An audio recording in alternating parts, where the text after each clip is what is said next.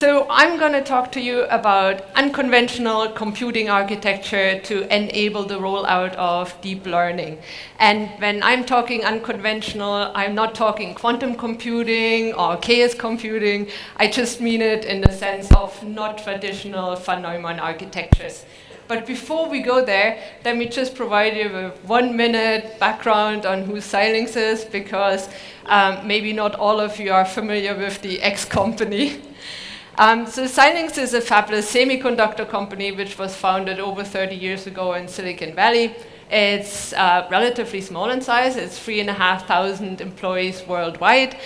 We have a revenue of $2.5 billion revenue, which is pretty good. And we're most well known for being the inventors of the FPGA. And there's actually a picture of the first FPGA that was ever built. Now, I realize maybe not all of you are familiar with what an FPGA is, so let me explain it to you. Bear with me just for 1 minute, because you need to understand this in order to follow the rest of my talk. So this is a real hardware talk. So what are FPGAs? FPGAs are customizable, programmable hardware architectures, which is a big mouthful. I would call them, they're the chameleons amongst the semiconductor companies, because what we can do is we can adapt to our environment. We can adapt to the application that you have in mind for it. So the traditional use case is this one here, where you have a printed circuit board and you need to fit a chip in the middle here. And there's nothing on the market out there that can do it for you. And you really do not want to build an ASIC because it's expensive, it is risky, it costs a lot of money, and you don't need too many of those. FPGAs are in that case your friend. You stick them in there and you program them exactly to what you want them to be, because you can customize the I/O interfaces, you can customize the compute architecture to exactly this what you need. The more recent use case that has transpired are the ones where you actually want to customize the compute architecture to meet very specific performance or efficiency goals. And that's exactly what is required in conjunction with machine learning.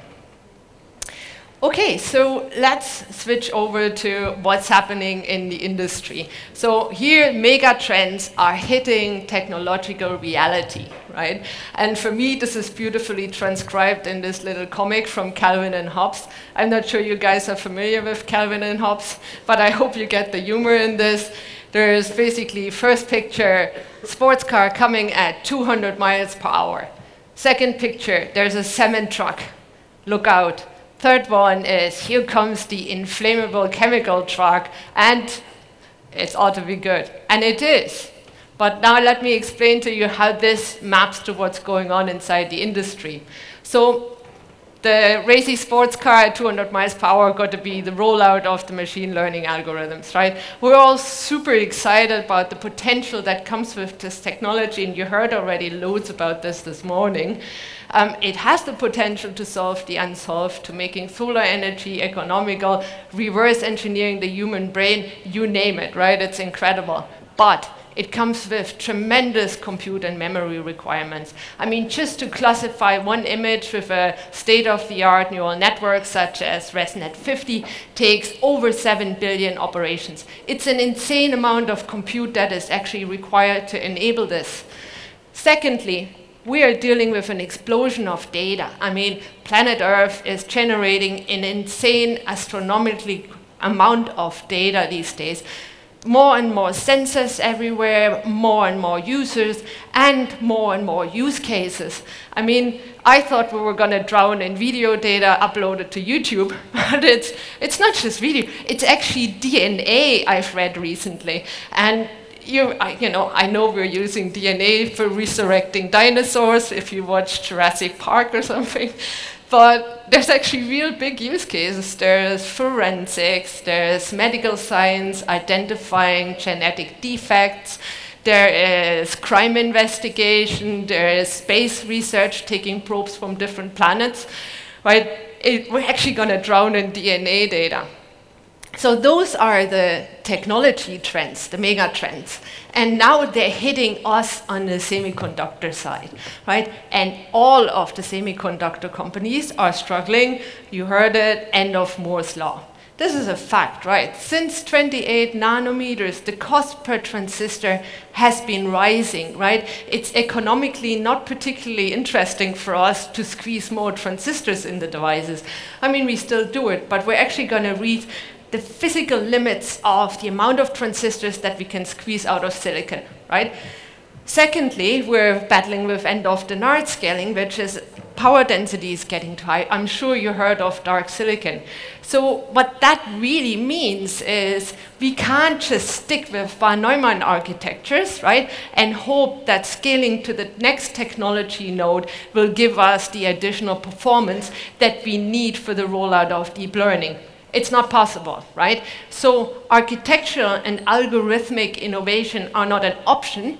They're actually compulsory at this stage. So what's beginning to happen is this era of heterogeneous computing, which is unfolding in front of our eyes. So we have to move away from von Neumann architectures.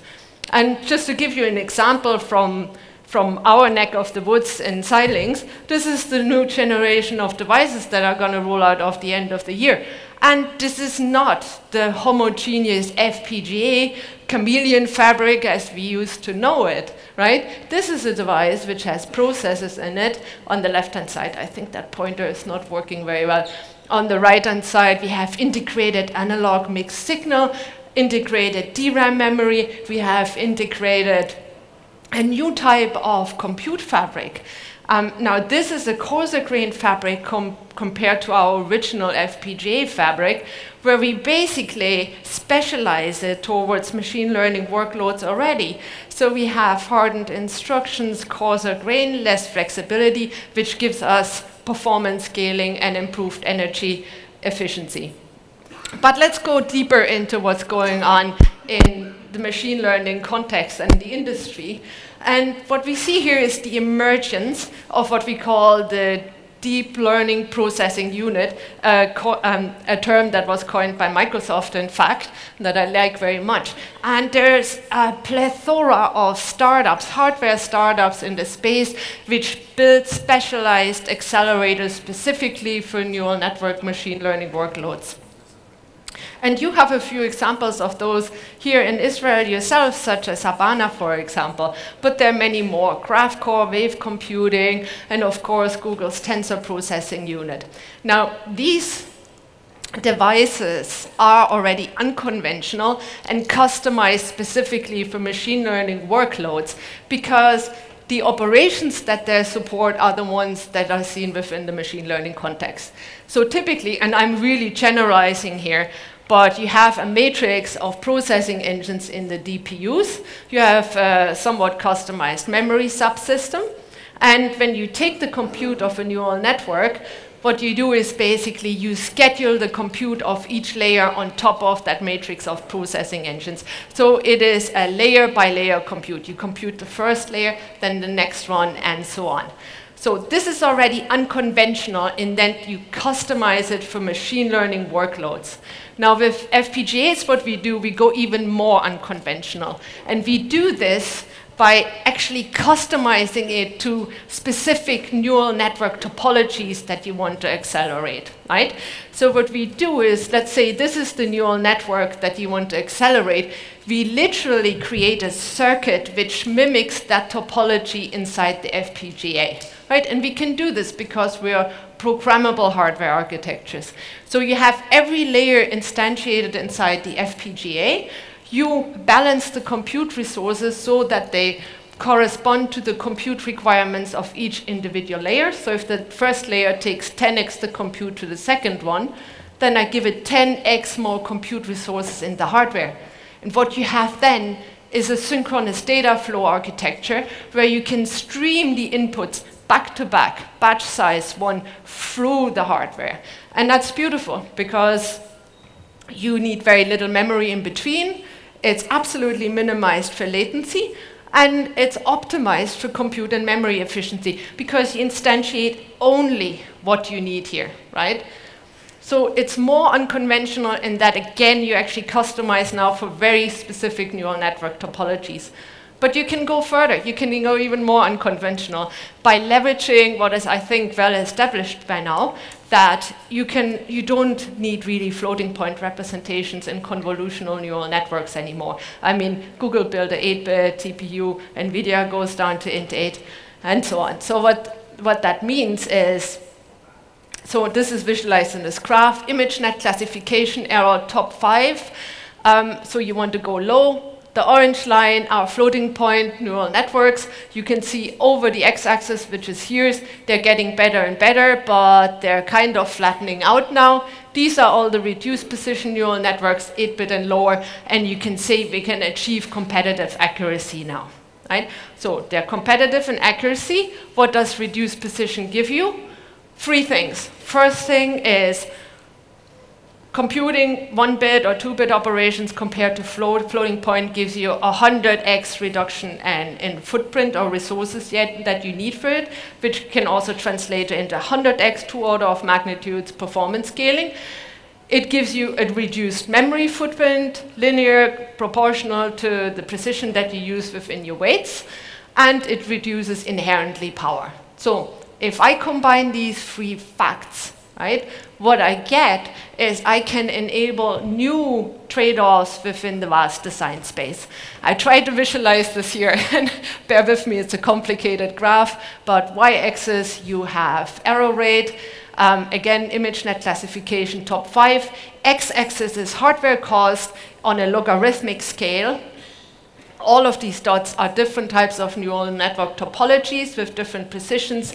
The blue axis here are the floating point. You can see they're incredibly expensive in terms of compute resources. Everything else is reduced precision. Ideally, you have 0 hardware cost and 0 error rate. Of course, we can't achieve this. So everything that is interesting is on the Pareto curve that you see here, and those are the reduced precision neural networks. So by customizing your arithmetic for the minimal precision you need in the neural networks, I can save tremendous amount of compute cost. I might lose a little bit of accuracy, however, not necessary for a specific use case, because if I take, for example, this one here, is a ResNet 18 with 8-bit, 8-bit. It comes at a compute cost of 286 and an error rate of 10.68. If I take a ResNet 50 with a reduced precision with 2-bit weights, for example, I can take the compute cost by half or achieve a 2x speed up, but my error rate is actually better. So I can compensate for the loss in accuracy that I get by reducing precision by increasing the topology, for example. And that's me already. That's actually all I wanted to say. So unconventional computing architectures have emerged to help with the rollout of deep learning. I've given you a couple of examples on how we can go unconventional, for example, with building customized synchronous data flow architectures or customized precision per neural network topologies. And by doing so, we can scale performance, we can reduce energy efficiency, we can reduce latency in the context of FPGAs, and thereby provide some exciting new trade-offs and help with the rollout of machine learning algorithms. So if you want any more information, here's the link to our webpage where we have open source repositories with technology demonstrators for the solutions we've built, list of publications, and of course feel free to stop by at our booth outside in conjunction with AthNet, where my colleagues and myself will be more than happy to answer your questions. Thank you very much.